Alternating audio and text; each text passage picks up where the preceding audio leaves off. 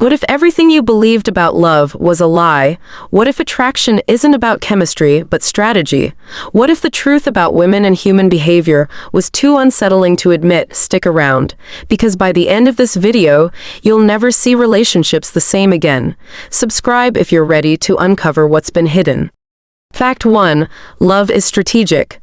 Love, often romanticized as a pure and uncontrollable emotion, is in reality deeply rooted in evolutionary biology and psychological strategy. While the media promotes love as spontaneous and driven solely by feelings, science shows that much of what we call love is influenced by factors such as resource availability, genetic compatibility, and social signaling.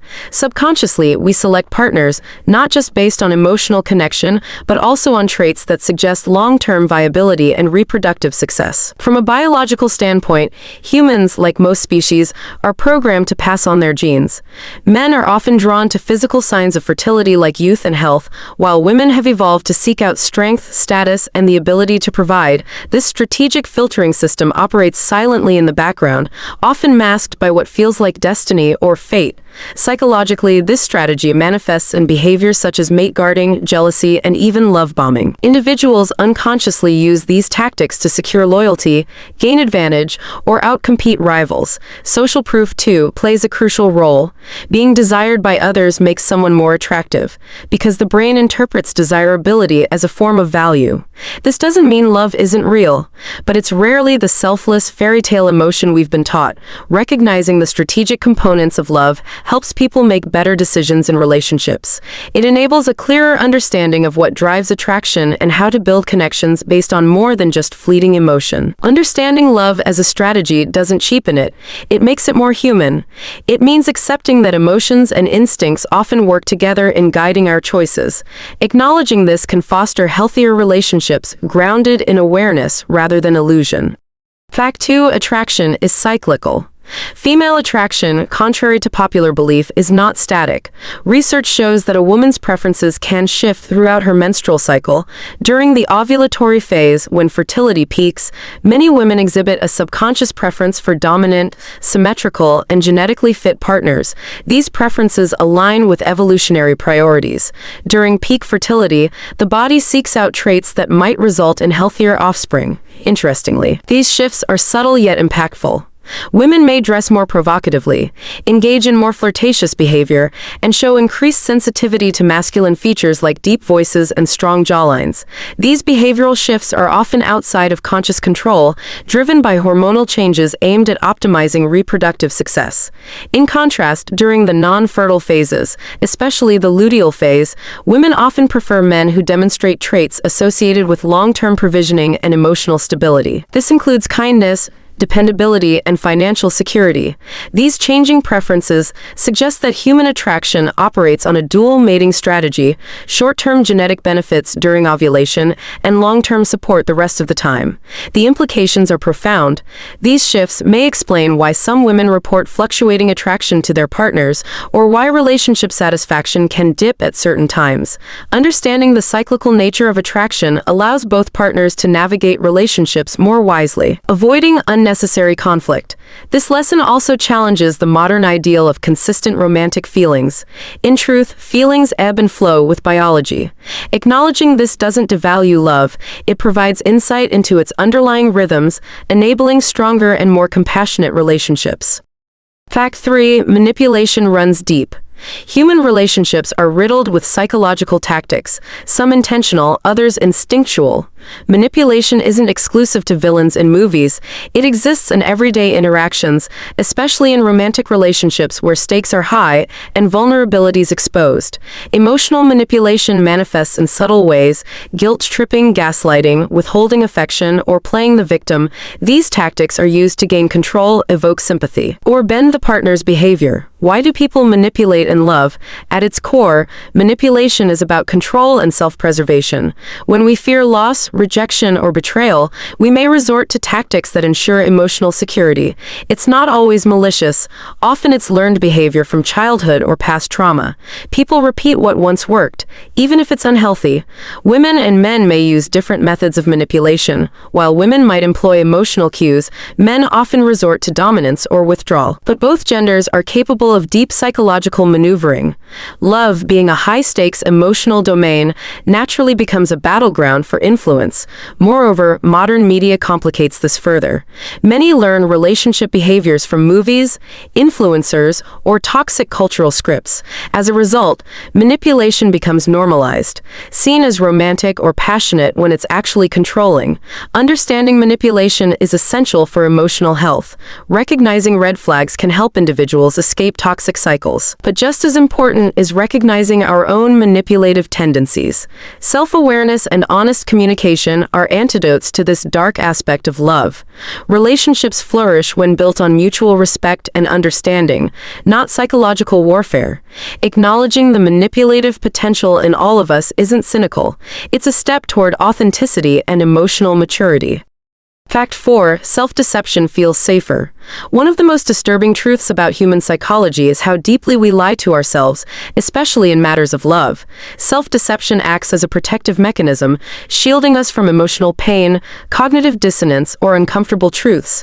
We overlook red flags, justify bad behavior, and rewrite memories to preserve our idealized version of a relationship. Why do we deceive ourselves? First, the brain craves coherence. Accepting that someone we love is harmful or that a relationship has failed creates internal chaos. To maintain peace, the mind edits reality, filtering out facts that conflict with our desires. This helps us cope in the short term, but long term, it can trap us in toxic situations. Romantic idealism exacerbates self-deception. From childhood, we are taught to believe in soulmates, destiny, and forever love. These myths make it harder to accept when love becomes imperfect or painful. The result is denial, rationalization, and projection. Psychologists suggest that self-deception also helps maintain social bonds. In evolutionary terms, staying in a flawed but functional relationship could be better for survival than constant partner switching. So, the brain sacrifices truth for stability, recognizing self-deception requires brutal honesty and often outside perspective. Therapy, trusted friends, or introspection. It's not easy to admit we've been wrong or naive, but doing so is essential for growth. Accepting that love isn't always what it seems doesn't make us bitter, it makes us wise. In the end, truth, however painful, is more liberating than comforting lies. Fact 5. Hypergamy shapes desire. Hypergamy, the tendency to seek out partners of higher status or resources, is an uncomfortable but real aspect of human mating psychology. Particularly observed in women, hypergamy is rooted in evolutionary necessity. Historically, aligning with a high-status male increased a woman's chances of survival and the success of her offspring. This instinct persists, even in modern societies. Today, this behavior is visible in dating app dynamics, where women often prioritize height, income, and social standing. While men typically swipe right more frequently, women are far more selective. This isn't superficial, it's strategic. Higher status often equates to stability, protection, and better prospects for children. Modern culture resists the notion of hypergamy, framing it as materialistic or shallow. But ignoring this reality leads to misunderstanding relationship dynamics. Men may feel resentment when overlooked, despite emotional availability, while women may feel conflicted for desiring traits that society deems unfeminist. Hypergamy also explains certain relationship tensions. When a woman earns more or holds more social power than her partner, dissatisfaction may rise, not from malice, but from biological incongruence with traditional roles. These instincts clash with contemporary ideals of equality. Understanding hypergamy doesn't mean accepting inequality, it means acknowledging the ancient software running beneath modern hardware. Men can respond by developing qualities that signal value, not just wealth, but confidence, ambition, and emotional intelligence. Women can reflect on their desires without guilt or shame. Ultimately, hypergamy isn't good or bad, it's just real. Acknowledging it fosters more honest conversations and realistic expectations in dating and relationships. Fact 6. Trauma bonds feel familiar. Sometimes the most intense relationships are not based on love, but on trauma. Trauma bonding occurs when emotional pain becomes the glue that holds two people together. It's a paradoxical connection, rooted not in mutual growth, but in shared wounds and psychological dependencies. People who have experienced neglect, abuse, or inconsistent affection in childhood are especially vulnerable to trauma bonds. In adulthood, they may find themselves drawn to partners who replicate these familiar patterns, not because they're healthy, but because they feel right. The chaos, highs and lows, and emotional volatility mimic early emotional experiences. Such relationships are marked by cycles of emotional intensity. Fights, tears, apologies, and short-lived joy. The emotional roller coaster creates a biochemical addiction. The brain begins to associate intermittent reward with love, reinforcing the bond despite its toxicity.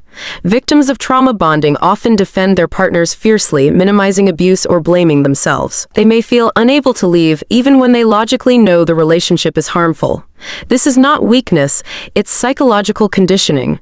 Breaking a trauma bond requires deep introspection, often therapy and time. It means reprogramming emotional instincts and learning that love should feel safe, not anxious.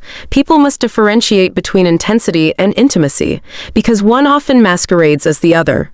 Understanding trauma bonding empowers individuals to recognize unhealthy patterns and seek healing. It sheds light on why some relationships are so hard to leave, despite causing immense pain. Healing begins when we stop confusing trauma with love and start choosing peace over passion. Conclusion: love isn't just poetry and passion, it's biology, psychology, and survival strategy. The truths we explored today aren't meant to make you cynical, but conscious. When you see the patterns, you take back your power. If this video opened your eyes, hit like, share it with someone who needs to hear this truth, and subscribe for more unfiltered insights into the human mind. Because once you understand the darkness, you can finally step into the light.